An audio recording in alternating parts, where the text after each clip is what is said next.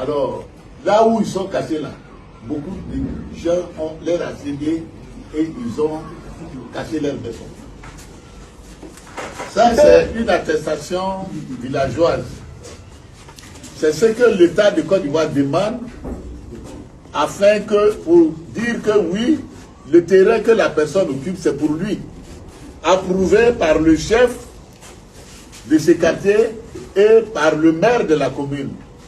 Et maintenant, on joint au dossier technique qui a prouvé que le terrain a été loti pour avoir accès signé par le ministre de la Construction. Ministre de la Construction. Et je me demande à ce jour si cette signature est une fausse signature, je ne sais pas.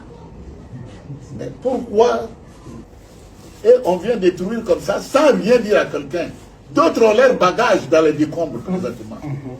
Beaucoup étaient en voyage, d'autres étaient au travail et ils sont venus casser les terrains, les maisons, mettre leurs bagages. Jusqu'à présent, d'autres sont dedans. D'autres bagages même sont gâtés déjà.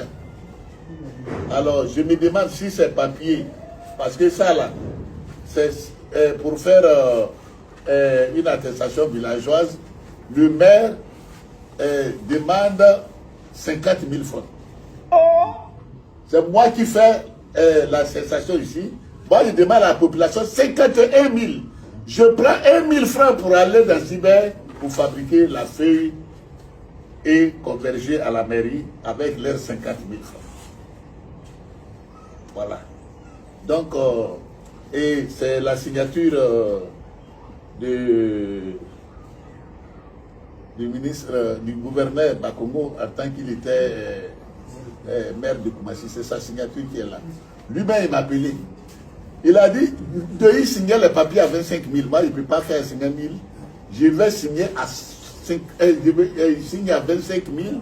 Moi, je ne peux pas signer papier à 25 000. C'est 50 000. Et moi, je prends 51 000 francs à ceux qui veulent être acquéreurs de ça. C'est Bakongo qui dit ça. Aller, parce que je n'ai pas machine chez moi, pour envoyer dans Cyber pour faire fabriquer ce papier. Et je me demande aujourd'hui, on vient casser si la signature du gouverneur n'est pas une bonne signature, je ne sais pas. Si l'attestation n'est pas une bonne attestation, je ne sais pas. Si l'ACD que le gouvernement a demandé n'est pas une bonne ACD, je ne sais pas. Et pourquoi ils viennent casser. Et même, je ne dis pas de ne pas casser, même s'ils viennent casser, il y a des autorités. Bien avant que l'autorité communale va s'installer, il y a des autorités coutumières que je suis ici. Alors, donc voilà nos cris. Nous voulons crier pour que acquis de droit entende ma voix. Parce que quand je sors tout de suite, d'autres disent non, chef au courant. Je ne suis ni de loin, ni de près au courant de la cage de quelque chose ici.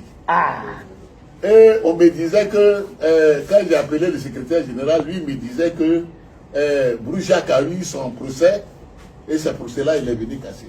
Mais là, il a cassé, ce n'est pas pour lui. Que la justice soit faite. Et ceux qui ont accédé, quels seront leurs sorts? C'est ça. Tous ceux qui ont leur papier normal, quels seront leurs sorts?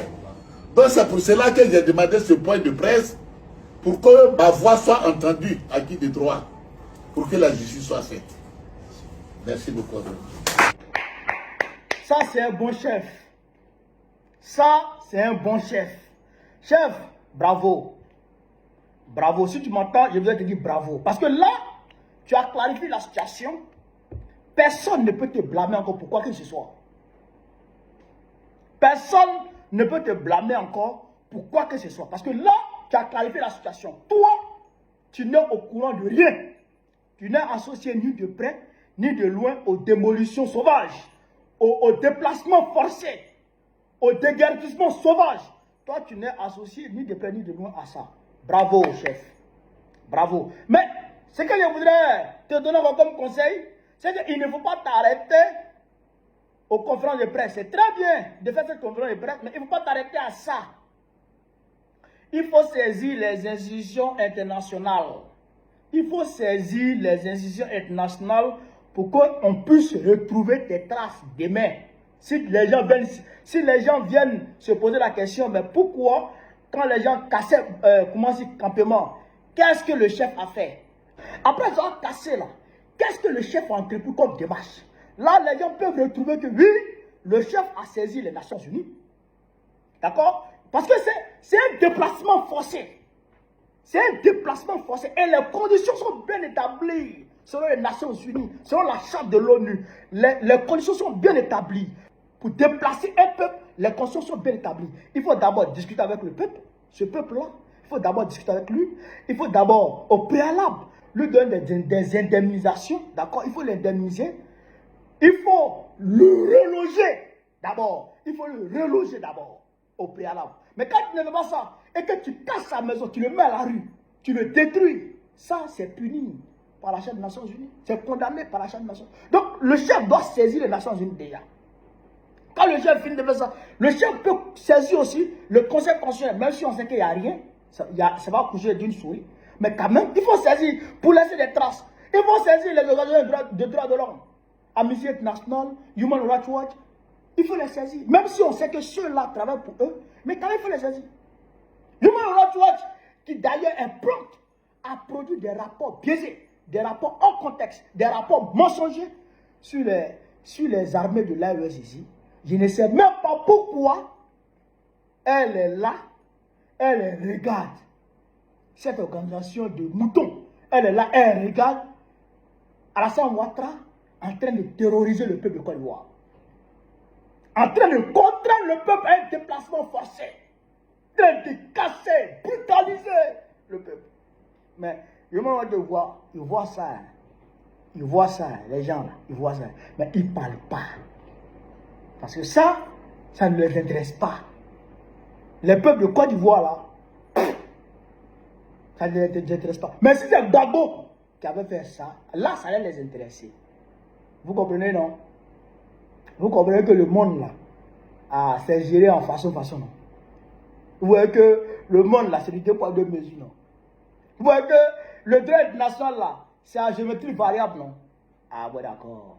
Quand tu plais aux géants du monde, aux grands du monde, au gouvernement mondial, tout ce que tu fais là, on ferme les yeux dessus. Mais quand tu ne leur plais pas, dès que tu pisses net, dès que tu craches net, hop, on dit que tu as craché sur quelqu'un. Droit de l'homme. Dès que tu manges sauce arachide et que tu mets piment dessus, on dit, oh, il est en train de manger sauce arachide avec piment. C'est pas bon. Ça donne le chômage climatique. Piment, moi, dit ça donne le chômage climatique.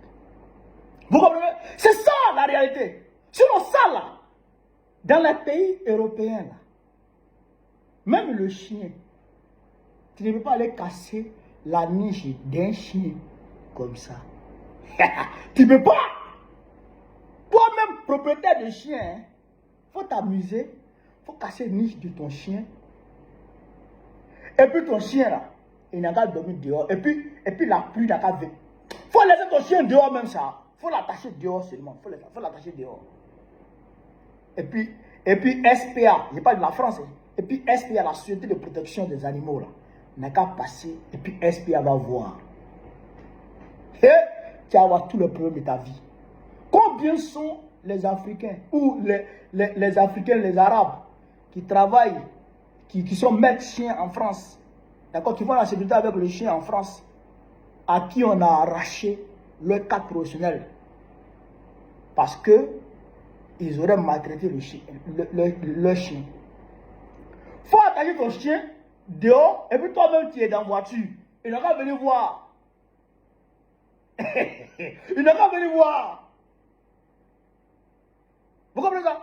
Mais ils savent que c'est une violation grave des droits de l'homme.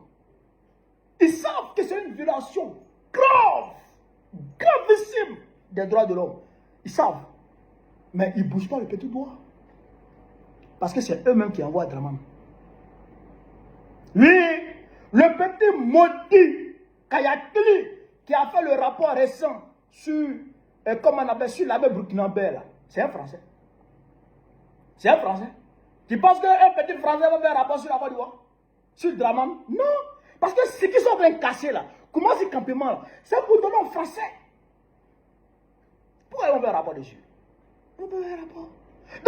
Je demande au chef de les saisir pour laisser des traces. Pour laisser des traces. Est-ce que je voudrais dire aux autres villages? Je vous ai dit non. Je vous ai dit non. Les autres villages d'Abidjan, là, apprêtez-vous. Fuyez. Fuyez Abidjan. Soit vous vous préparez et vous vous apprêtez à vous défendre. Parce que c'est une guerre. Vous préparez à vous défendre, à résister, ou bien vous fuyez. Parce qu'il ne faut pas vous laisser. Commencez à déménager. Draman est un terroriste. C'est un terroriste. Bakomo est un terroriste. Mais quelqu'un qui va dans son propre village, pour aller casser le marché de son propre village, casser le mosquée de son propre village, sans reloger, sans relocaliser, sans recaser les commerçants, car c'est puis s'en fout. C'est des terroristes. Vous comprenez ça? C'est des terroristes. Donc quand tu as affaire à des terroristes, il faut te préparer en conséquence. Ils sont 100 fois des lois. 100 fois des lois. Le ministère de la Constitution signe un papier puis te donne. Et dit aujourd'hui, voici ACD. Arrêtez de concession définitive. Le terrain là, c'est pour toi définitivement. Ça, c'est le ministère de la Construction. Hein. Le gouverneur vient et puis il casse. ACD, et puis quoi? Il s'en fout. Il connaît, il ne regarde pas la loi. Et puis, ils n'ont pas de cœur. Ça, c'est pas le terroriste qui est là. Qu'est-ce qu'on peut faire avec ces gens de personnes? Si ce n'est pas résister. Donc, soit on résiste, ou on fuit. Ça, c'est la vérité. Donc, je voudrais encore féliciter le chef qui a clarifié la situation. Si le chef vive l'Afrique libre, vive le panafricanisme, vive le bras panafricain, vive l'AES. Vive l'AES. Vive l'AES.